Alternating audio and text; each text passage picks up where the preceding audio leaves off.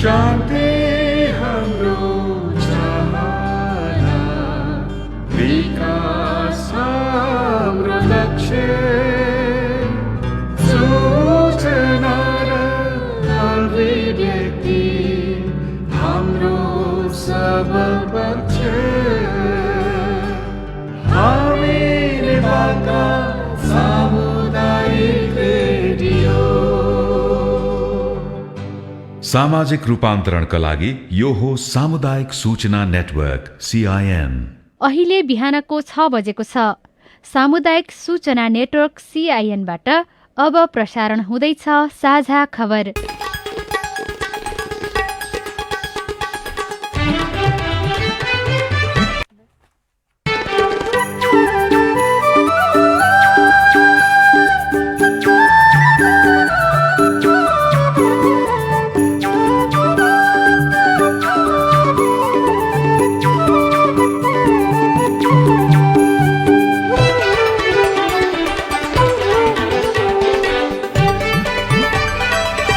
शुभ प्रभात। यो CIN को साझा खबर हो। स्नेहा कर्णसँगै राजन रुचालको तपाईंलाई स्वागत छ। सामुदायिक रेडियोबाट देशैभरि एकैसाथ प्रसारण भइरहेको साझा खबर CINखबर.com र मोबाइल एप CINबाट पनि सुन्न सकिन्छ। आज 2078 साल साउन 30 गते शनिबार, अगस्त 14 तारिक सन् 2021, नेपाल सम्मत 1141 श्रावण शुक्ल पक्षको षष्ठी तिथि। साझा खबरमा प्रमुख खबरका शीर्षकहरू।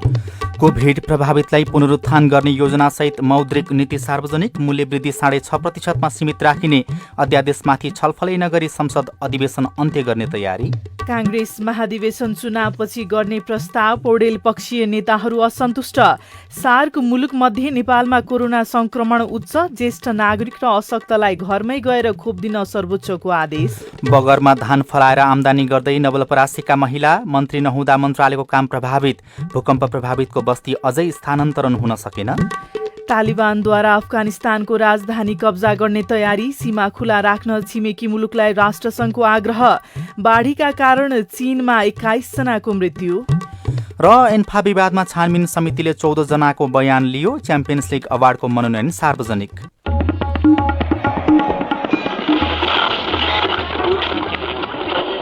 सयौं रेडियो, हजारौं रेडियो कर्मी र करोडौं नेपालीको माझमा यो हो सामुदायिक सूचना नेटवर्क CIN।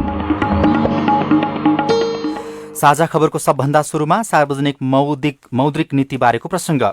नेपाल राष्ट्र ब्याङ्कले कोभिड-19 महामारीबाट प्रभावित अर्थतन्त्रमा त्यसको असर न्यूनीकरण गर्ने प्रमुख उद्देश्यसहित आर्थिक वर्ष 2078-79 को मौद्रिक नीति सार्वजनिक गरेको छ।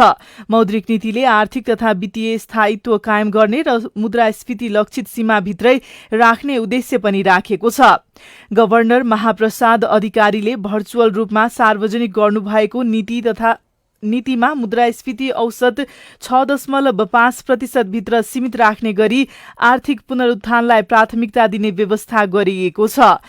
मौद्रिक नीतिमा आर्थिक वर्ष 2078-79 मा नेपालमा कोभिड-19 विरुद्ध खोप उपलब्ध भई उद्योग र सेवा क्षेत्रमा सुधार आउने अपेक्षासहित आर्थिक वृद्धि सुधार हुने आकलन पनि गरिएको छ।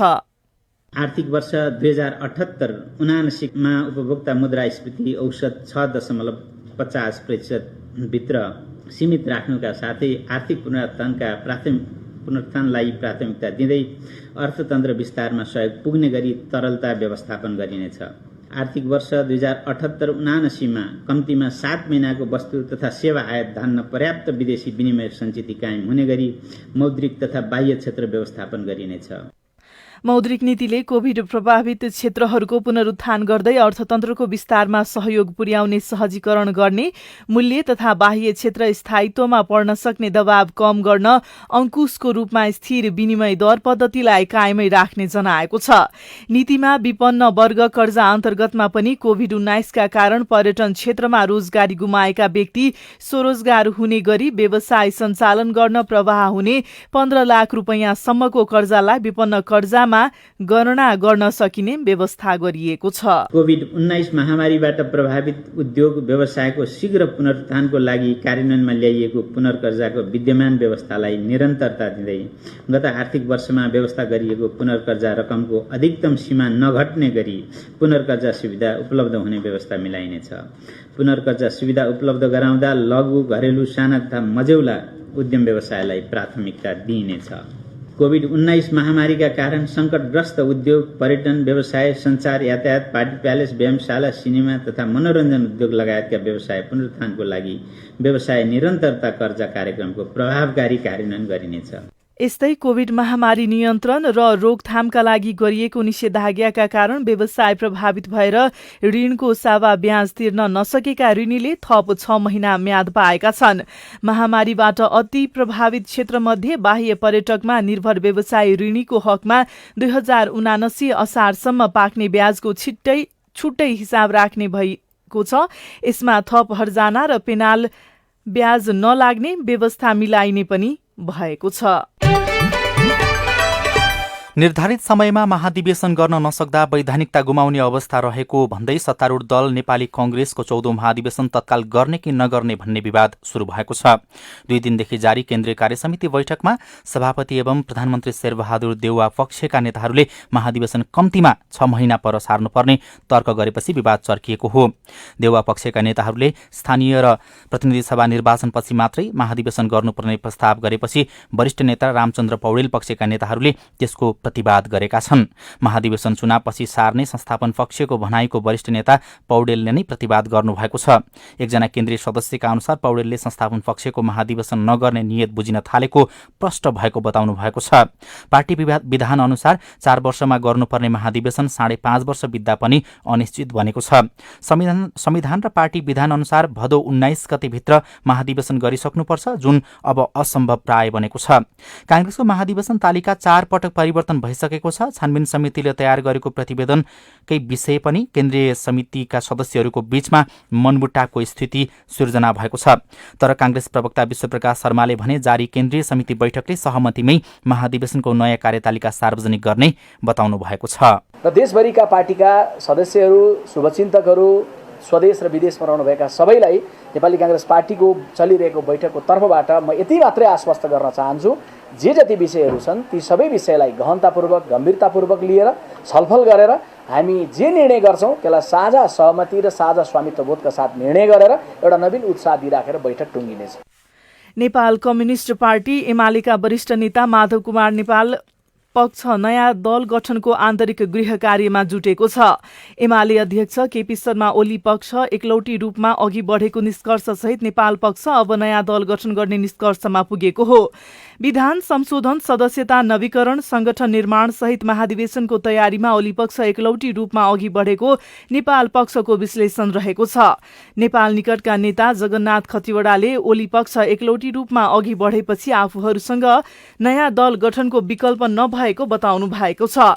यस्तै माओवादी केन्द्रले वैशाखभित्रै हुने स्थानीय निर्वाचन, त्यसपछिका प्रदेश र संघीय निर्वाचनलाई केन्द्रमा राखेर पार्टीलाई राजनीतिक र सांगठनिक रूपमा पुनर्जीवन दिने प्रयास थालेको छ। त्यसका लागि अध्यक्ष पुष्पकमल दाहाल प्रचण्डले 4-5 वटा विकल्प सहितको मार्गचित्र समेत बनाउनु भएको छ। सर्वोच्च अदालतले गत फागुन 23 मा नेकपा एकता बदर गरेसँगै एमाले संघ एकता पूर्वको अवस्थामा फर्केको माओवादी संघदेखि प्रदेशसम्म सत्ता राजनीतिमै केन्द्रित छ भने सांगठनिक रूपमा कमजोर बनेको छ।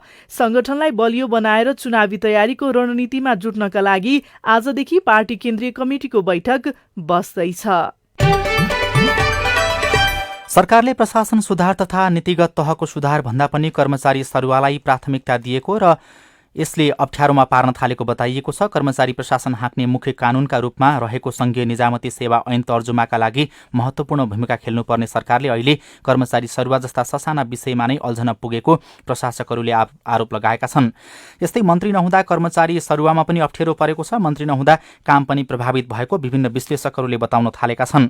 नेपाली कांग्रेसका प्रवक्ता विश्वप्रकाश शर्माले भने नेकपा एमाले वरिष्ठ नेता माधव कुमार नेपाल पक्षको आन्तरिक जटिलता एउटा टुङ्गोमा पुगेपछि मात्रै सरकारले पूर्णता पाउने बताउनु भएको छ। सरकार पूर्ण रूपमा असफल हुँदा धेरै कामहरू प्रभावित भइराखेका छन्। सरकार असफल हुनुको पछाडि मन्त्री परिषद विस्तार नहुनु रहेको प्रशासनविदहरूले बताएका छन्। लामो समयसम्म मन्त्रीहरू नियुक्त हुन नसक्दा त्यसले गलत परम्परा बस्ने सीआईएनसँग प्रशासनविद डाक्टर भीमदेव भट्टले बताउनुभयो।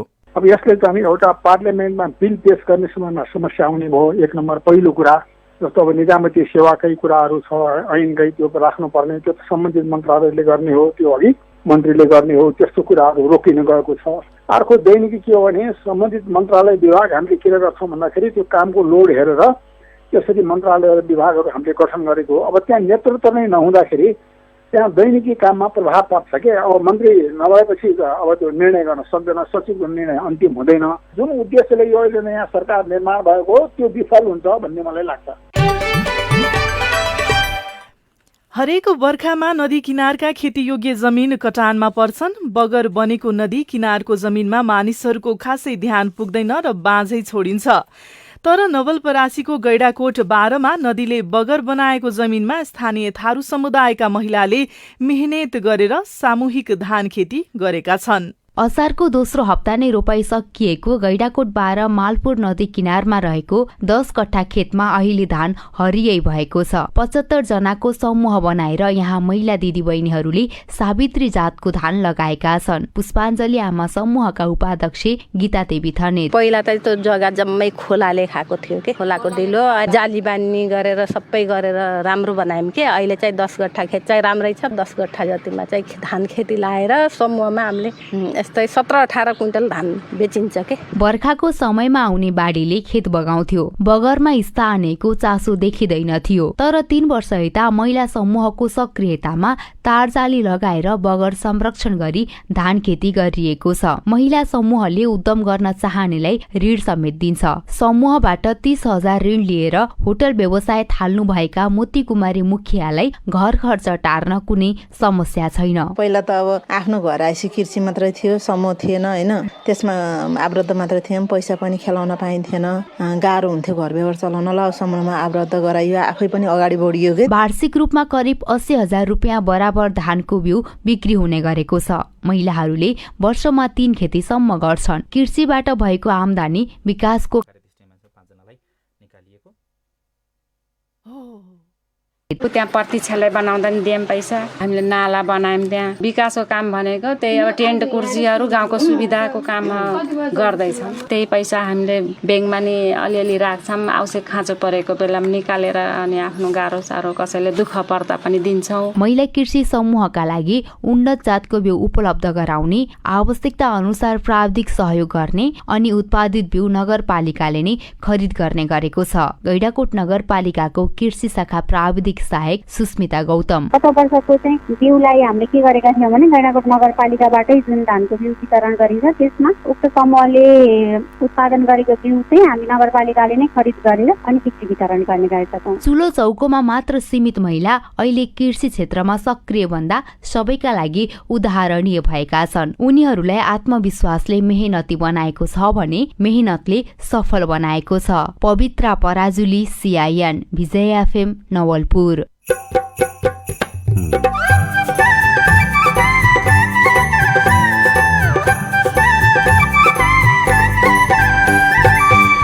सामुदायिक सूचना नेटवर्क सीआईएन मार्फत देशभरि प्रसारण भइरहेको साझा खबरमा भूकम्प गएको 6.5 वर्ष बित्यो, तर 700 नागरिक अझै अस्थायी टहरामा।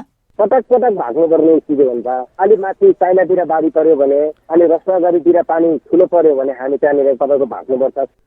सार्क मुलुक मध्ये नेपालमा कोरोना संक्रमणको दर उच्च। ज्येष्ठ नागरिक र अशक्तलाई घरमै गएर खोप दिन सर्वोच्चको आदेश लगायतका खबर बाँकी नै छन्। सीआईएनको साझा खबर सुन्दै गर्नुहोला।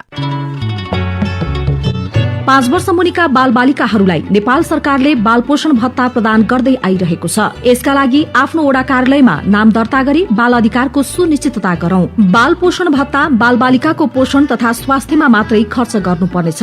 स्थानीय तहले भत्ताको सदुपयोगको सुनिश्चितता गर्नुपर्दछ। जनचेतनाका लागि सामाजिक सुरक्षा नागरिक समाज सञ्जाल एसपीसीएसएन र समाजसेवा तथा मानव अधिकारमा महिला र बालबालिका सिविसद्वारा जारी। सहयोगी संस्था वी सोशल मुभमेन्ट बेल्जियम। विद्यार्थी भर्ना सम्बन्धी सूचना। गण्डकी विश्वविद्यालय पोखराले शैक्षिक वर्ष 2078-79 को लागि स्नातक तहको 4 वर्षे bachelor in sports management BSM र bachelor in information technology BIT कार्यक्रमहरूमा विद्यार्थी भर्नाको लागि प्रवेश परीक्षाको आवेदन दिने अन्तिम मिति 2078 साउन मसान्तसम्म कायम गरिएको छ। साथै परिवर्तित प्रवेश परीक्षाको मिति 2078 भदौ 5 गते हुने बेहोरा समेत सूचित गरिन्छ। आवेदन फारम विश्वविद्यालयको केन्द्रीय कार्यालय मुस्ताङ चोक पोखरा तथा वेबसाइट www.gandakiyuniversity.edu.np मा हेर्न तथा online.apply@gandakiyuniversity.edu.np मा इमेल गरी बुझ्न सकिनेछ। तपाईले CIN को साझा खबरका मुख्य शीर्षकहरू नेपाल टेलिकमको सिम भएको मोबाइल नम्बरबाट पटक पटक जुनसुकै बेला निशुल्क सुन्न सक्नुहुन्छ। 32100 डायल गर्नुहोस् र दैनिक समाचार, स्वास्थ्य, कोभिड-19, कृषि, मौसम, प्रकोप र अधिकारका बारेमा पनि निशुल्क सुन्नुहोस्। 32100 सूचनाको सञ्चार। सामाजिक रूपान्तरणका लागि यो हो सामुदायिक सूचना नेटवर्क CIN। तपाईँ अहिले देशभरिका सामुदायिक रेडियो CINखबर.com र मोबाइल एप CINबाट एकैसाथ साझा खबर सुन्दै हुनुहुन्छ। अब आज काठमाडौँबाट प्रकाशित पत्रपत्रिकाको खबर। आजको सबैजसो पत्रपत्रिकाले मोडर्नाको 40 लाख खोप ल्याइने, ज्येष्ठ नागरिक र अशक्तलाई घरमै खोप दिन सर्वोच्चले दिएको आदेश लगायतका खबरहरू छापेका छन्। गोर्खा पत्रमा सार्क मुलुकमध्ये नेपालमा उच्च संक्रमण शीर्षकमा खबर लेखिएको छ। सीमाना जोडिएको छिमेकी मुलुक भारतमा कोभिड-19 को संक्रमण घट्दो दरमा रहँदा नेपालमा भने पछिल्लो समय संक्रमणको दर बढ्दो क्रममा रहेको छ। अझ कोभिडका कारण मृत्यु हुनेको संख्यामा पनि कमी आउन सकेको छैन। कोरोना भाइरसको पहिलो र दोस्रो लहर चलेको समयमा अघिल्ला वर्षहरूमा भारतबाट आवत जावतका क्रम तीव्र हुँदा मात्र नेपालमा संक्रमणको दरमा बढोत्तरी भएको थियो। तेस्रो लहरको सुरुवाती चरणमा भारतबाट त्यसरी आवत जावत भएको छैन, तर पनि नेपालमा भारत लगायत दक्षिण एसियाली मुलुक मध्येकै संक्रमणको दर बढ्दो क्रममा रहेको छ। सर्वोच्च अदालतले खोप केन्द्रसम्म पुग्न नसक्ने, ज्येष्ठ नागरिक, हिडडुल गर्न नसक्ने व्यक्ति, अशक्त र दीर्घ रोगीहरूलाई घर घरमा नै पुगेर कोरोना विरुद्धको खोप लगाउने व्यवस्था गर्न सरकारका नाममा अन्तरिम आदेश जारी गरेको छ। न्यायाधीश प्रकाश कुमार ढुङ्गानाको एकल इजलासले वडा स्तरबाट लगत संकलन गरी घरमै खोप लगाउने व्यवस्थाका लागि आदेश गरेको हो र सरकारले 12 वर्षमाथिका किशोर किशोरीलाई लक्षित गर्दै खोप व्यवस्थापनको सम्झौता गरेको छ। महामारी विरुद्धको विश्वव्यापी अभियान कोभ्याक्स संघको सहकार्यमा नेपालले मोडर्ना खोपको 40 लाख डोज पाउने गरी सम्झौता गरेको हो। लागत साझेदारी अन्तर्गत विश्व ब्याङ्कको वित्तीय सहयोगमा प्राप्त हुने उक्त खोपका लागि नेपालले गाभीसँग सम्झौता गरेको छ।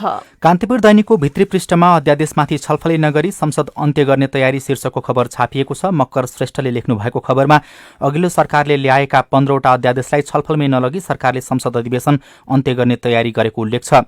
संसद अधिवेशन सुरु भएको 26 दिनमा 9वटा बैठक बस्दा पनि सरकारले अध्यादेशका लागि छलफलमा अगाडि बढाउन सकेको छैन। संविधानको धारा 114 मा पहिलो बैठकमा पेश गरिएका अध्यादेशलाई संसदले स्वीकार गरेमा 60 दिनभित्र प्रतिस्थापन विधेयक ल्याउनुपर्ने र अस्वीकार गरे स्वत निष्क्रिय हुने प्रावधान रहेको छ। 15वटै अध्यादेश संसदको साउन 3 गतेको बैठकमा पेश गरिएका थिए। अब 34 दिनभित्रमा प्रतिस्थापन विधेयक नल्याए अध्यादेश निष्क्रिय हुने बताइएको छ। सिन्धुपाल्चोक हेलम्बु गाउँपालिकाको चनवटे स्थित रातो पुल बाढीले बगाएको स्थानमा बेली ब्रिज बन्ने भएको छ। सिंहदरबारमा मंगलबार बसेको विपद जोखिम न्यूनीकरण तथा व्यवस्थापन राष्ट्रिय परिषदको बैठकमा प्रधानमन्त्री शेरबहादुर देउवाले मेलम्ची खोलामा आएको बाढीले बगाएका ठाउँमा पुल हाल्न स्थानीय सरकारसँग समन्वय गरेर बेली ब्रिज वा आन्तरिक पुल राख्न निर्देशन दिए अनुसार शुक्रबार हेलम्बु पुगेको प्राविधिक टोलीले उक्त स्थानमा बेली ब्रिज हाल्ने निष्कर्ष गरेको रेडियो मेलम्चीले खबर पठाएको छ।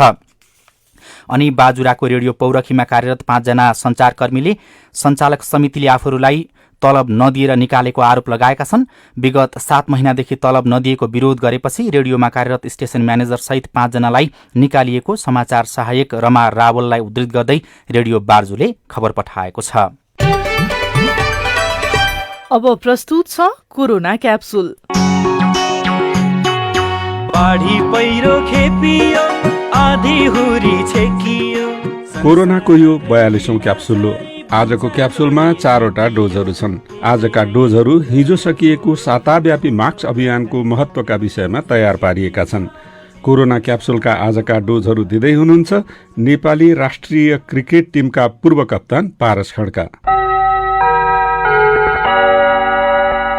अघिल्लो शनिबार सुरु भएको साताव्यापी मास्क अभियान हिजो सकियो। यो अभियानलाई सफल पार्न धेरै नागरिक अघि सरे, तर पनि अभियान चलिरहेका 7 दिनमा कोरोनाका कारण करिब 200 नेपाली नागरिकको ज्यान गयो। के थाहा, मास्क लगाएको भए आज उनीहरूको परिवार शोकमा पर्ने थिएन कि? मास्क लगाउन किन आवश्यक लाग्छ त क्रिकेटर पारस खड्कालाई? सुनौ कोरोना क्याप्सुलको पहिलो डोज। मास्क लाउने हो भने चाहिँ एकदमै हामी बच्न सक्छौँ। मास्कलाई चाहिँ एकदमै फुल फ्लेज प्रायोरिटीका साथ हामीले भनौँ न प्रमोट गर्नुपर्छ र आशा गर्छौँ कि मास्क भनेको फेरि पुरा मास्क लगाउनु पर्यो, यो होइन कि आधी मास्क। हाम्रो आधी मास्क लगाउने बानी पनि छ अलिकति, होइन? सो पुरा मास्क लगाएर आफूलाई कोभिड-19बाट बचाउँ। क्रिकेट होस्, फुटबल होस् या भलिबल, समूहले खेल्ने खेलमा हरेक खेलाडीको बल, बुद्धि र विवेकको सही तालमेलबाट जित हासिल हुन्छ। नेपालले क्रिकेटमा पाएको सफलता सामूहिक तालमेलको उदाहरण हो। कोरोना विरुद्धको अभियान पनि सामूहिक प्रयासबाट मात्र सफल हुन्छ। एकजनाले मास्क नलगाए पनि कोरोनाले जित्छ। कोरोना क्याप्सुलको दोस्रो डोजमा सुनौ क्रिकेट र कोरोनाको कुरा। जसरी भनौँ नेपाल क्रिकेट आज यति धेरै कडा मेहनत गरेर खेलाडीहरूको जुन परिश्रम, जोस जाँगरले हामी डिभिजन 5बाट मेहनत गरेर एउटा दृढ संकल्प लिएर लड्यौँ ग्राउन्डमा। त्यो लड्दा आज नेपाल क्रिकेट एउटा राम्रो स्थानमा पुगेको छ। त्यसैले अब कोभिड-19सँग पनि जुन अहिलेको अवस्थामा विगत 2 वर्षदेखि हामी लड्नु परेको परिस्थिति छ, यो परिस्थितिमा पनि लड्नको लागि चाहिँ हामीले क्रिकेट ग्राउन्डमा मेहनत गरेर नेपाल क्रिकेटलाई माथि पुर्यायौँ। अब कोभिड-19सँग नै हामी लड्नुपर्ने बेला चाहिँ कोभिड-19सँग कसरी लड्ने भन्दाखेरि अब ब्याट र बल भन्दा पनि मास्क लाउने, सेनिटाइज गर्ने, आफ्नो हातहरू भौतिक दूरी कायम गर्ने, यो सब कुराहरू गरेर चाहिँ मलाई लाग्छ हामीहरूले भनौँ न कोभिड-19लाई चाहिँ च्यालेन्ज र टक्कर दिन सक्छौँ र कोभिड-19बाट बच्न पनि सक्छौँ। क्रिकेटमा जति धेरै छक्का र चौका हान्न सक्यो उति जितको नजिक पुगिन्छ। कोरोना विरुद्धको मास्क अभियानमा चाहिँ चौका र छक्का कसरी हान्न सकिएला त? सुनौ कोरोना क्याप्सुलको तेस्रो डोज। कोभिड-19लाई हामीले बल हाने जसरी हटाउने हो भने चाहिँ आगामी दिनमा सबैले एउटा जिम्मेवार नागरिक भएर प्रुभ गर्नको लागि भए पनि मास्क लाउने र भ्याक्सिनेसन लगाउनको लागि आफ्नो भनौँ नामहरू दर्ता गर्नेदेखि लिएर जब नजिकको केन्द्रमा खोप आउन छ गएर खोप लगाएर आफ्नो परिवार, आफ्नो सोसाइटी, आफ्नो कन्ट्रीलाई नै कोभिड-19बाट सुरक्षित गर्न सक्छौँ। मास्क अभियान सकिए पनि सही तरिकाले मास्क लगाउने बानी पार्न धेरैलाई अझै असजिलो नै छ। सही तरिकाले मास्क लगाउने बानी कसरी पार्ने त? सुनौ कोरोना क्याप्सुलको चौथो तथा अन्तिम डोज। नाकभन्दा माथि र मुख कम्प्लिटली छोपिने गरी लाउनु पर्यो। अब अलिकति बानी पनि बचाल्नु पर्ने छ। मलाई लाग्छ लास्ट 2 वर्षमा त बानी परि पनि सक्यो होला। जुन हाम्रो मेडिकल मास्कहरू छ त्यो अझ बढी प्रभावकारी छ कोभिड-19को भाइरसबाट बच्नको लागि। र युवा वर्गहरूले चाहिँ एउटा कुरा के सिक्नुपर्ने र सिकाउनु पर्ने छ भने अहिलेको हाम्रो युवा जनसङ्ख्या भनेको शिक्षित, अलिकति कुराहरू बुझ्ने गर्ने भएको भएर आफ्नो घर परिवारमा आफ्नो आमा बुवा, हजुरबुवा हजुरआमा सबैले साथीभाइलाई पनि के गर्ने के नगर्ने मलाई लाग्दैन भनेर चाहिँ कहिले पनि सोच्नु भएन। धेरै जस्तो मैले पनि चिनेको मान्छेहरू जसले मलाई लाग्दैन भनेर सोच्दा सोच्दै परिवारको अरू सदस्यमा पनि कोभिड-19सँग गुमान भएर चाहिँ त्यसले एकदम नराम्रो रिजल्टसम्म आएको छ। त्यसले गर्दा रेस्पोन्सिबल हौँ र आफ्नो जिम्मेवारी लिएर आफ्नो वरिपरि साथीभाइ परिवारलाई पनि अपनाउनु पर्ने जुन नियम कानुन छ त्यसलाई चाहिँ आफू पनि गरौँ र अरूलाई पनि सिकाउँ। एक साताको मास्क अभियान त सकियो, तर कोरोनाको महामारी भने दिनदिनै बढिरहेकै छ। त्यसैले मास्क लगाउन नभुलौँ, किनकि मास्क नै यो महामारीसित जुझ्ने असरदार हतियार हो। नाक र मुख डम्म छोपिने गरी मास्क लगाएर भिडभाडमा नगएर, भिडभाड नगरेर तथा हात, नाक र मुखको सरसफाई गरेर आफूलाई र आफन्तलाई कोरोनाबाट जोगाउन सकिन्छ। आजको क्याप्सुलका डोजहरूका लागि नेपाली राष्ट्रिय क्रिकेट टिमका पूर्व कप्तान पारस खड्कालाई धन्यवाद र कोरोना क्याप्सुल सुन्नुभएकोमा तपाईँलाई पनि धन्यवाद। लौ त कोरोनाको अर्को क्याप्सुलमा फेरि भेटौँला। साझा खबरमा विदेशका खबर। अफगानिस्तानमा 20 वर्षपछि तालिबानीसँगै काबुलमा त्रास फर्कँदै गएको छ। 34 मध्ये 18 प्रान्तका राजधानी सातामै कब्जा भएका छन् भने शुक्रबार मध्ये 6वटा शहर पनि कब्जा भएका छन् र काबुल राजधानी समेत कब्जा गर्ने रणनीतिमा तालिबान रहेको बताइएको छ। तालिबान कब्जामा परेका बस्तीहरूमा लाखौं विस्थापित भएका छन् भने राष्ट्रसंघले भनेको छ 80% महिला र बालबालिका विस्थापित भइसकेका छन्। राष्ट्रसंघको सुरक्षा परिषद बैठक अविलम्ब डाक्न अफगानिस्तान सरकारको अनुरोध रहेको छ। सैनिक तथा कूटनीतिक सहयोगको याचना पनि अफगानिस्तान सरकारले गरेको छ। राष्ट्रसंघले भने छिमेकी मुलुकहरूलाई खुला राख्न सिमाना भनेर आग्रह पनि गरेको खबरहरूमा बताइएको छ। अनि चीनमा अत्यधिक वर्षा हुँदा 21 जनाको मृत्यु भएको छ। चीनको मध्यभागमा पर्ने विभिन्न ठाउँहरूमा अत्यधिक वर्षाका कारण आएको बाढीमा परेर 21 जनाको मृत्यु भएको हो। अब खेल खबर। राष्ट्रिय खेलकुद परिषदले अखिल नेपाल फुटबल संघभित्र देखिएको आन्तरिक विवाद समाधान गर्न सबैसँग बयान लिएको छ। राष्ट्रिय फुटबल टोलीका मुख्य प्रशिक्षक अब्दुल्लाह अल-मुताइरी र एन्फाका वरिष्ठ उपाध्यक्ष नेमवाङ बीचको विवाद समाधान गर्न परिषदले गठन गरेको छानबिन समितिले हिजो अन्तिम दिन सम्बन्धित 14 जनासँग बयान लिएको छ। 7 दिनभित्र मन्त्रालयलाई प्रतिवेदन बुझाउन छानबिन समितिलाई समय दिइएको छ। र UEFA च्याम्पियन्स लिग फुटबलको उत्कृष्ट खेलाडी अवार्डको मनोनयन सार्वजनिक भएको छ। युरोपियन फुटबलको सर्वोच्च निकाय UEFA ले हिजो विधागत तर्फको मनोनयन सार्वजनिक गरेको हो। 700 भूकम्प प्रभावितको बस्ती स्थानान्तरणमा सरकार उदासीन। रेडियो रिपोर्ट, स्वस्थ जीवनशैली सम्बन्धी सन्देशहरू, खबर र कार्टुन पनि बाँकी नै छ। CIN को साझा खबर सुन्दै गर्नुहोला। गलबन्दी च्यातियो तिमीले तानेर बोलाउन खोजेको आफ्नै ठानेर। नमस्कार, म गायक प्रकाश सपुत। एकछिन मेरो कुरा सुन्नुहोस् है त। कोभिड-19 विरुद्धको खोप लगाउन सुरु भएको छ। तपाईँ मध्ये केही साथीहरूले लगाइसक्नु पनि भयो होला। खोप आउनु खुसीको कुरा हो, तर यसको मतलब कोभिड-19 हराएको, कोरोना भाइरस गायब भएको भन्ने चाहिँ होइन। कोरोनाबाट बच्ने सबैभन्दा प्रभावकारी माध्यम भनेको मास्क लगाउने हो। मास्क लगाउँदा राम्ररी नाक, मुख र चिउँडो ढाकिने गरी लगाउनुपर्छ। र यदि तपाईँको साथी, घर परिवारका मान्छेहरू मास्क नलगाई हिँड्दैछन् भने मास्क खै भनेर सोध्ने र मास्क लगाउने बानीलाई प्रोत्साहन गर्नुहोला। सही तरिकाले मास्क लगाउने, भौतिक दूरी कायम गर्ने र बेला बेलामा साबुन पानीले हात धुने वा सेनिटाइजर प्रयोग गर्ने गरेमा कोरोना भाइरसबाट बच्न सकिन्छ। कोरोना सम्बन्धी कुनै पनि जानकारी चाहिएमा निशुल्क हटलाइन नम्बर 1115 वा 1133 मा फोन गर्नुहोस्। नेपाल सरकार, स्वास्थ्य तथा जनसंख्या मन्त्रालय, राष्ट्रिय स्वास्थ्य शिक्षा सूचना तथा संचार केन्द्र र सेभ द चिल्ड्रेनको सहकार्यमा जनहितमा जारी सन्देश। सामाजिक रूपान्तरणका लागि यो हो सामुदायिक सूचना नेटवर्क CIN। साझा खबरमा अब भूकम्प प्रभावित कतिपय बस्ती सार्न नसकिएको प्रसंग। 2072 वैशाख 12 गतेको भूकम्पले 279 बस्तीलाई स्थानान्तरण गर्नै पर्ने अवस्थामा पुर्याएको थियो। भूकम्प गएको 6 वर्ष बितिसक्दा पनि जोखिममा रहेका 4000 लाभग्राही मात्र सुरक्षित स्थानमा सर्न पाएका छन्। भूकम्प लगत्तै रसुवाको 1124 घरलाई स्थानान्तरण गर्न विज्ञको टोलीले सुझाव दिएको थियो, तर उत्तरगया गाउँपालिका 1 को तिरु, गोगने, मैलुङ लगायतका 255 घर परिवार स्थानान्तरणको आशमा वडा नम्बर 5 को खाल्टे स्थित बगरमा बस्न थालेको 6 वर्ष बितेको छ। स्थानीय छेकु तामाङ पटक पटक भाग्नु पर्ने स्थिति हुन्छ। अलि माथि चाइनातिर बाढी पर्यो भने, अलि रसुवागढीतिर पानी ठुलो पर्यो भने हामी त्यहाँनिर तपाईँको भाग्नुपर्छ। त्यही हिसाबले पटक पटक तपाईँको हामीले सरकारी निकायलाई गुहार्यौं। सरकारी निकायको व्यवस्थाको कारणले गर्दा अहिलेसम्म बस्ती खोदबरान गर्न सक्ने स्थिति पनि भएन। सिन्धुपाल्चोकको 5 पोखरी थाङपाल गाउँपालिका 1 को तासिपा गाउँ नै पहिरोको जोखिममा छ। तासिपावासीले भूकम्प प्रतिरोधी घर बनाएर बसेका छन्, तर माथिबाट पहिरो र बस्ती तलबाट खोलाले कटान गरिरहेको छ। स्थानीयवासी नौरन तामाङ घर त सब घर बनाइसकेर फेरि बाहिर आयो नि, यहाँ जग्गा जमिन छैन, घर मात्र भाङ्गी बस्यो। राष्ट्रिय पुनर्निर्माण प्राधिकरणले भूकम्प लगत्तै जोखिमयुक्त भनिएका 1102 बस्तीको अध्ययन गरेको थियो।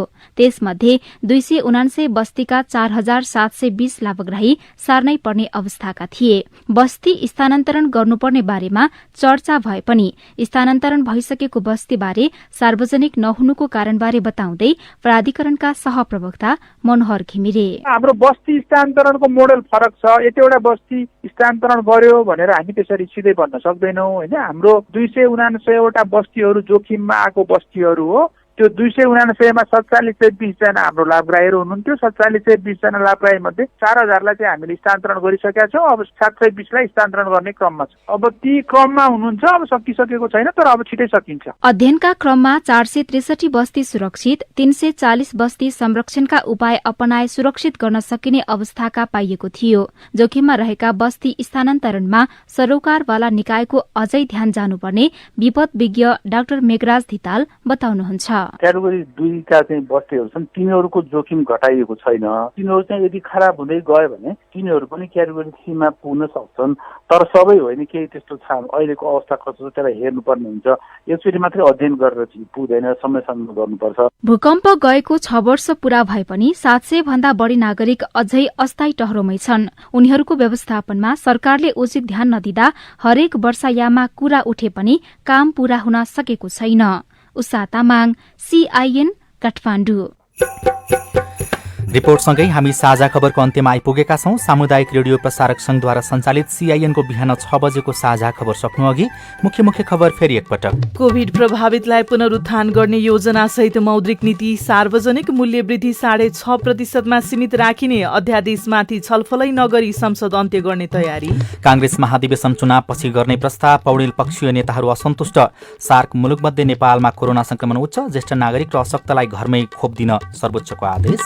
बगरमा धान फलाएर आमदानी गर्दै नवलपरासीका महिला, मन्त्री नहुँदा मन्त्रालयको काम प्रभावित। भूकम्प प्रभावितको बस्ती अझै स्थानान्तरण हुन सकेन। तालिबानद्वारा अफगानिस्तानको राजधानी कब्जा गर्ने तयारी, सीमा खुला राख्न छिमेकी मुलुक र राष्ट्रसङ्घको आग्रह। र च्याम्पियन्स लिग अवार्डको मनोनयन सार्वजनिक। साझा खबरको अन्त्यमा कार्टुन लिएका छौं। राजधानी दैनिकबाट कुरीकुरी शीर्षकमा उत्तम नेपालले बनाउनु भएको कार्टुन छ। यहाँ एउटा भित्तामा पोस्टर टाँसिएको छ। एकजना कर्मचारी जस्ता देखिने व्यक्ति छन्, अर्का एकजना व्यापारी जस्ता देखिने व्यक्ति मोटो रकम बोकेर त्यहाँ पुगेका छन्। भित्तामा लेखिएको छ, यहाँ आधुनिक तरिकाले कर छल्न सिकाइन्छ भनेर पोस्टर ब्यानरमा लेखिएको छ। ती कर्मचारी चाहिँ पहिला राजस्वमा काम गर्ने हुन्छन्। तल चाहिँ यस्तो लेखिएको छ, पहिला त राजस्वकै कर्मचारी हुने हजुर, के हार्नु, अहिले तालिम केन्द्र नै खोले, कसरी कर छल्ने भनेर सिकाउँछु नि। हवस् त, प्राविधिक साथी सुभाष पन्तलाई धन्यवाद। अहिलेलाई राजन रुचाल र स्नेहा कर्ण बिदा भयौं। तपाईको आजको दिन शुभ होस्। नमस्कार। यसपछि देशभरिका सामुदायिक रेडियोबाट कार्यक्रम सोधी खोजी प्रसारण हुनेछ, सुन्ने प्रयास गर्नुहोला।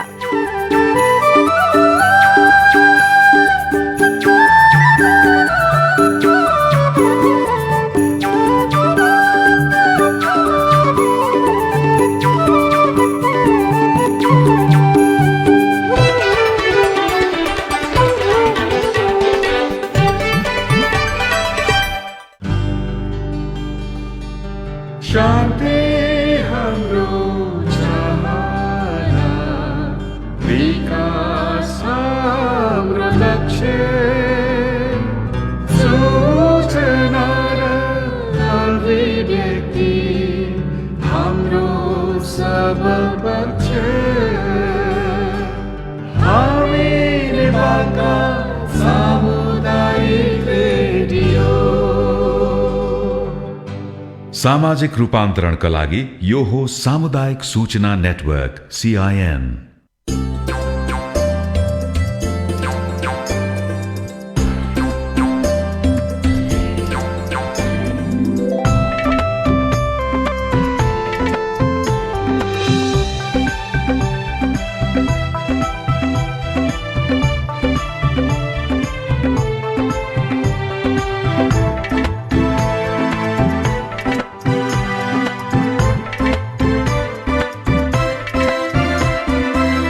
तपाईको प्रश्न, हाम्रो जवाफ खोज्ने प्रयास, रेडियो कार्यक्रम सोधी खोजी।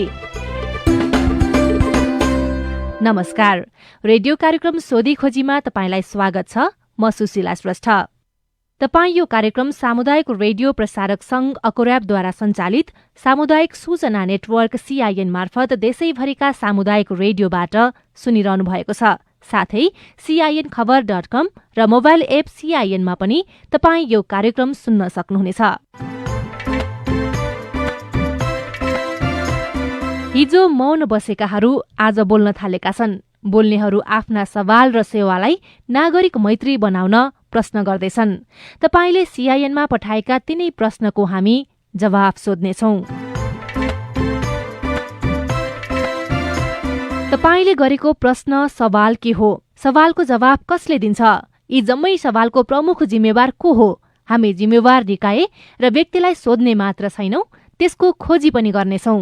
तपाईको प्रश्नको उत्तर मात्रै खोज्ने छैनौं, त्यसपछि त्यो सवाललाई टुङ्गोमा पुर्याउन के भइरहेको छ त्यसको पनि सोधीखोजी गर्नेछौं। देश संघीयतामा गएपछि 753 वटा स्थानीय सरकार छन्, 7 प्रदेश र केन्द्रमा संघीय सरकार छ। संघ, प्रदेश र स्थानीय सरकारबाट सम्पादन हुने काममा ढिलासुस्ती छ, अनियमितता भएको छ, नियम मिचेर कसैले काम गरेको छ भने पनि तपाईले ती गुनासा CIN-मा राख्न सक्नुहुनेछ। घर दैलोमा सरकार पुगेपछि नागरिकले प्रभावकारी सेवा पाउने र विकासको कामले प्राथमिकता पाउने आशा गरिएको छ। के नागरिकले त्यही आशा अनुसारको सेवा पाइरहेका छन् या छैनन्? यदि छैनन् भने ती प्रश्न पनि तपाईले राख्न सक्नुहुनेछ।